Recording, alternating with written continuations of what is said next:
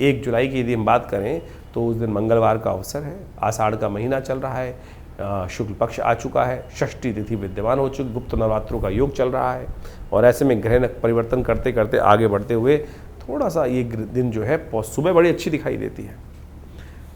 चीज़ें आपके positive results में आ रही हैं, जैसा आप चाह रहे हो वैसा होने का योग भी बनता दिखाई दे रहा है, हिम्मत भी प्रबल रूप से दिखाई देती है। लेकिन जैसे जैसे दिन आगे बढ़ेगा उसमें बीच में कहीं ना कहीं एक ड्रॉप जो होता है ना कि एकदम कहीं चलते चलते रास्ता नीचे गया हवा में, तो कहीं ना कहीं वो स्थिति आ सकती है। थोड़ा सा मन में कहीं ना कहीं एक बहाव झोंका जो है वो थोड़ा सा मन को फंसा सकता है, ऐसा योग बनता दिखाई दे रहा है।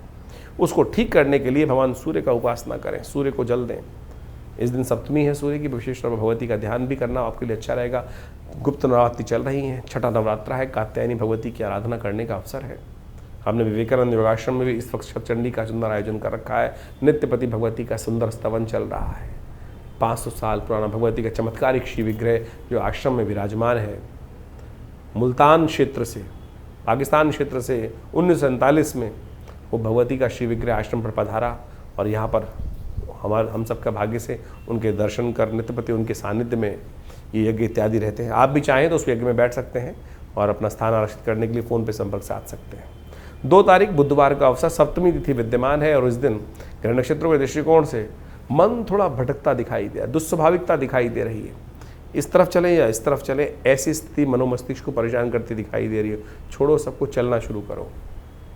ये धरती गोल है, इधर चलोगे चाहे उधर चलोगे, वो कहीं ना कहीं आपको पहुंचाई देगी घूमकर जहाँ सफलता। एक रास्ता लंबा हो सकता है, एक रास्ता छोटा हो सकता है।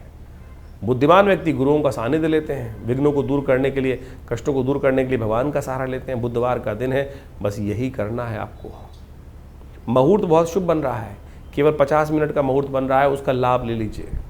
मुहूर्त का आरंभ होगा करीब करीब, इस दिन सर्वार्थ सिद्ध योग बन रहा है 11:06 से लेकर सुबह मध्याह्न काल में और करीब करीब 11:58 तक का।